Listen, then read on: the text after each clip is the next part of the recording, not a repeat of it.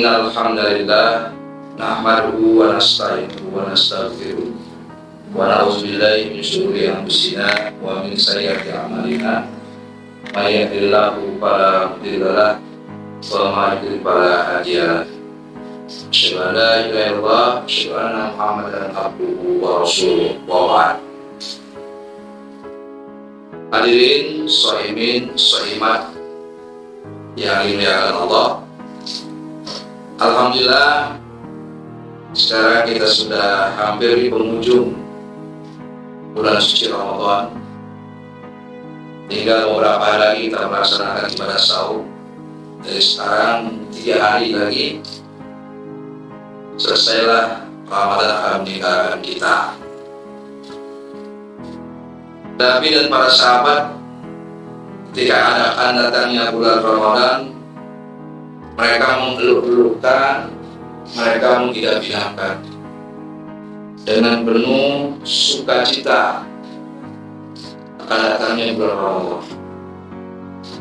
Tapi ketika Ramadan akan meninggalkannya, Nabi dan para sahabat sungguh sangat berduka, sedih karena Ramadan akan meninggalkannya. Begitulah Rasul beserta para sahabat ketika awal dan ketika akhir meninggalkan Ramadan akan meninggalkannya seperti itu. Berbeda dengan kita saudara sekalian, menyambut Ramadan dengan penuh sesak nafas, dan ketika Ramadan akan meninggalkan, mereka bergembira.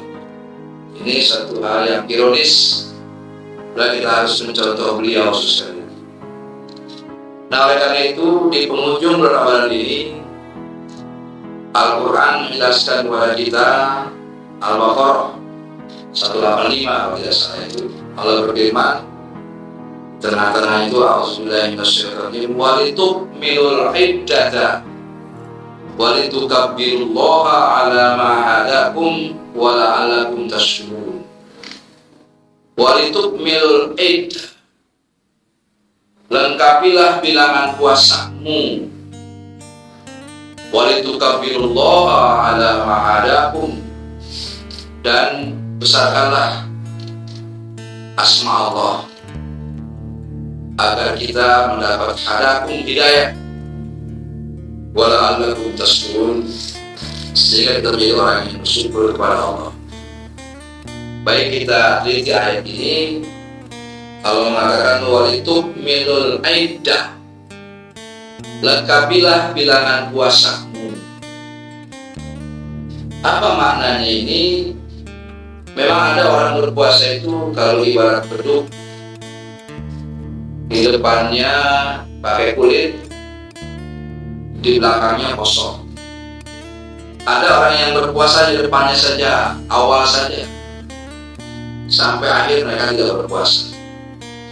Ada orang yang berpuasa hanya tengah-tengah saja, pertama, pertengahan dan akhir, lumayan. Ada orang yang berpuasa di akhir saja, mengharapkan Lailatul Qadar. Maka Allah mengatakan walitukmilul iddata, lengkapilah bilangan puasamu. Dengan apa? Yang kedua, walitukabbirullah, dan membesarkan asma Allah. Shaimin shaimat, soal tradisi umat Islam ketika akan masuk bulan Syawal, yaitu Idul Fitri, sudah menjadi tradisi kita rame-rame pulang kampung. Dan saat ini karena COVID-19 masih melanda di belahan bumi termasuk Indonesia ini, maka pemerintah melarang kita untuk pulang mudik dalam rangka Idul Fitri atau Lebaran. Buat kita umat Islam tidak ada masalah. Dilarang atau dilarang pulang mudik memang tidak ada perintahnya. Jadi akhir Ramadan itu perintahnya adalah walitukmilul iddata walitukabbirullah. Jadi Ramadan itu akhirnya lengkapilah bilangan puasamu dengan apa? Dengan membesarkan asma Allah, mengagungkan asma Allah, yaitu dengan bertakbir saudara. Ini perintah agama. Yang selanjutnya, terus sekalian, waktu itu kafirullah itu di samping mengusahakan asma Allah, di pagi harinya kita sholat Idul Fitri. Hukumnya sunnah, tapi ini bagian daripada kelengkapan bilangan ibadah puasa kita. Manakala kita berpuasa bulan-bulan yang sudah susah payah itu, ketika Idul Fitri kita abaikan, apalagi di benak kita ini adalah sholat sunnah, maka kita abaikan dia itu. Kita lebih pentingkan karena urusan yang lain seperti pulang kampung, kalau memang boleh pulang kampung. Sehingga banyak orang yang baru pulang kampung itu puasanya ditinggalkan, bahkan sholat idnya pun tidak keluar.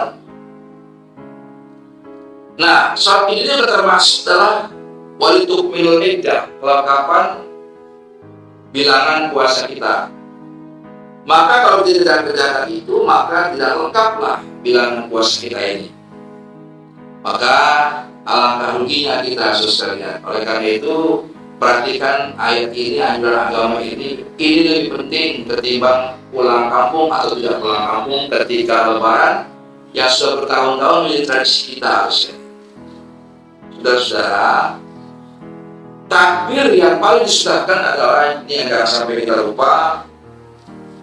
Ketika di malam hari boleh kita takbir, tapi jangan sampai mengganggu orang. Bertakbirlah kita, sehingga juga saya agak setuju dengan aturan pemerintah, birokrasi setempat, bahkan pusat maupun daerah, melarang takbir keliling. Bahkan ini menjadi berbahaya karena mengganggu lalu lintas umum. Nah, takbir itu bukan demikian. Terkadang bertakbir yang tidak disunahkan, yang tidak dituntun, yang diberitakan, kita laksanakan seperti sampai pagi. Nah, yang disunahkan adalah kita bertakbir dari rumah hingga sampai menuju sholat id, baik Idul Fitri maupun Idul Adha. Ini sunnah. Jangan sampai kita berangkat dari rumah menuju tempat sholat Idul Fitri, kita tidak bertakbir, bahkan ngobrol. Ini amat sangat salah besar. Jadi Rasul menganjurkan kita untuk bertakbir dari rumah sampai menuju tempat sholat id. Besok ini Idul Fitri atau Idul Adha sekali. Nah, sholat Idul Fitri ini amat sangat penting sekali. Karena sampai Nabi mengatakan begitu pentingnya sholat Idul Fitri, Rasul beriman banyak hadis dari lain. Amal Rasulullah SAW anu Idul Fitri wal Adha. Rasul memerintahkan baik Idul Fitri maupun Idul Adha bagi siapa sekalian? Awaktikul wal haidah, perempuan-perempuan dari gadis yang masih remaja, bahkan wal haidah, head, wanita yang head, wazawitil fudur. Jadi Rasul memerintahkan ketika Idul Fitri itu ada bahwa anak-anak putri kita disuruh keluar, dan juga bagi wanita-wanita anak-anak kita yang head, waswatil huzur, disuruh keluar menuju tempat sholat Idul Fitri itu ada, kecuali fa'amal haidha fayahtajilanat sholat, kecuali perempuan yang head dia boleh keluar tapi tidak ikut sholat. Kenapa? Karena sholat Idul Fitri itu dikatakan Nabi wa yashhad nal khaira wa da'watul muslimin.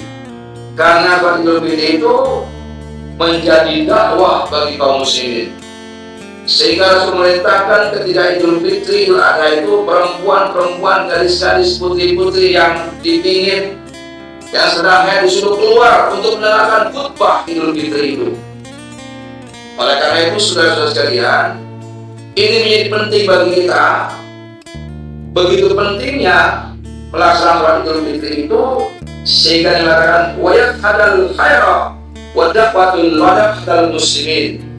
Karena ini menjadi saksi kita terhadap dakwah kaum muslimin. Begitu pentingnya kita menghadiri melaksanakan sholat Idul Fitri. Jangan dianggap remeh, dianggap sunnah, tapi itu juga kelengkapan daripada ibadah puasa sebulan penuh itu, saudara. Saudara-saudara sekalian, sohibin dan sohibat yang dimuliakan Allah, maka dalam sholat Idul Fitri itu tempatnya di mana, saudara sekalian? Sunnah Rasul itu, tempat sholat Idul Fitri itu adalah musola namanya. Kata Nabi, karena Rasulullah SAW yakhruju yaumul fitri wal adha. Ketika kita keluar menuju tempat sholat Idul Fitri dan Idul Adha, tempatnya ilal musola. Ini musola ini kalau di tempat kita itu banyak artikan bukan masjid ya, tempat sholat umat Islam yang tempatnya kecil, tidak dipakai sholat Jumat. Musola artinya lapangan. Ini ada salah. Saya setuju itu kalau orang-orang Sunda bilang apa? Bukan musola, langgar. Ada lagi di daerah Sumatera namanya itu orang Padang bilang bukan langgar, suro. Nah, jadi musola terkadang di negeri kita ini disalah artikan. Musola adalah tempat sholat umat Islam yang tempatnya kecil. Nah, kapan Rasul menerangkan ibadah sholat Idul Fitri yang pertama-tama adalah di Madinah, ketika waktu itu belum terjadi seperti sekarang Masjid Nabawi, persis di pintu gerbang Madinah ada namanya musola, tanah lapang. Setelah Nabi sholat Idul Fitri ada, jadi sunnah di lapangan. Kecuali kaum apa-apahumul makarul bi yaumil aid asbahum hujan. Kecuali anaum asbahum hujan makarul diturunkan bi yaumihi pada hari ini. Maka dikatakan pasallah bihimul Nabi sallallahu alaihi wasallam sholat al-aidi bil masjid, kecuali ketika hujan. Bahkan Allah menambahkan ketika becek juga nggak bisa, maka kita diberitakan untuk kedua sholat itu dalam masjid. Jadi sunnahnya adalah sholat Idul Fitri atau ibadah di tanah lapang. Saudara sekalian, saya ingin sampaikan pula, begitu pentingnya sholat Idul Fitri itu, maka jangan dianggap remeh. Saudara, banyak kesalahan umat Islam ketika sholat Idul Fitri, karena sholat Idul Fitri itu adalah sholat lebih dahulu setelah sholat berkhutbah. Karena menjadi tradisi kita umat Islam, ketika habis sholat Idul Fitri, karena di otaknya ada dua, ziarah kubur dan satu rahim, maka khutbah tidak dianggap. Sehingga ketika habis sholat Idul Fitri 2 rakaat itu, maka ketika khotib naik mimbar untuk berkhutbah, maka pulang. Saya ingatkan sekalian, alangkah ruginya kita sudah sebulan penuh kita melaksanakan ibadah puasa, maka kelengkapannya adalah sholat Idul Fitri, bertakbir sholat Idul Fitri dan lain. Maka ketika sholat Idul Fitri kita laksanakan, tapi ketika habis sholat kita pulang tidak mendengarkan khutbah, kata Rasul, maka sholatnya menjadi tidak sempurna, sekalian. Jadi jangan dianggap remeh itu ketika habis sholat, karena khutbahnya tidak dianggap, maka dia meninggalkan tempat itu, maka Rasul sholat Idul Fitrinya menjadi rusak. Maka kelengkapan bilangan ibadah puasa kita berkurang. Kenapa? Sholat Idul Fitri kita sudah datang, tapi sayang kesibukan saya ketika sudah datang, sudah sholat, tapi tidak mendengarkan khotib yang sedang berkhutbah, maka Rasul sholatnya rusak. Oleh karena itu saya ingatkan kepada kaum muslimin wal muslimat, shoimin dan shoimat, nanti ketika sholat Idul Fitri kita itu jangan sampai kita tidak mendengarkan khutbah, kecuali ada hal yang mendesak, maaf, katakanlah ingin buang air besar atau air kecil, kita boleh mendengarkan tempat itu. Tapi ketika kita buang air kecil atau besar, khutbah masih berlangsung, maka kita disuruh kembali ke tempat sholat itu, saudara.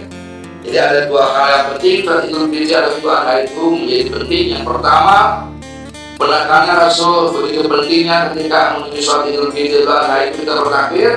Yang kedua, disuruh kita bagi saudara-saudara, bapak ibu yang punya anak perempuan, siapapun disuruh keluar, walaupun berpuasa dia tidak sholat, tapi mendengarkan khotib yang sedang berkhutbah. Ini menjadi penting sehingga perempuan yang haid saja yang tidak bersolat disuruh mendengarkan khotib yang sedang berkhutbah. Apa? Kita yang sedang sholat Idul Fitri kok dengan seenaknya habis sholat meninggalkan tempat, tidak mendengarkan khotib yang sedang berkhutbah. Wanita haid saja disuruh mendengarkan khotib yang sedang berkhutbah walaupun dia tidak sholat. Ini menjadi penting bagi kita dalam rangka kelengkapan bilangan ibadah puasa kita. Mungkin sementara waktu kajian kita sampai sini. Saya ucapkan taqabbalallahu minna wa taqabbal karim minal aidin wal faidin qul amin wa antum bi khair. Nasu minallah wa barik wa wassalamu alaikum warahmatullahi wabarakatuh.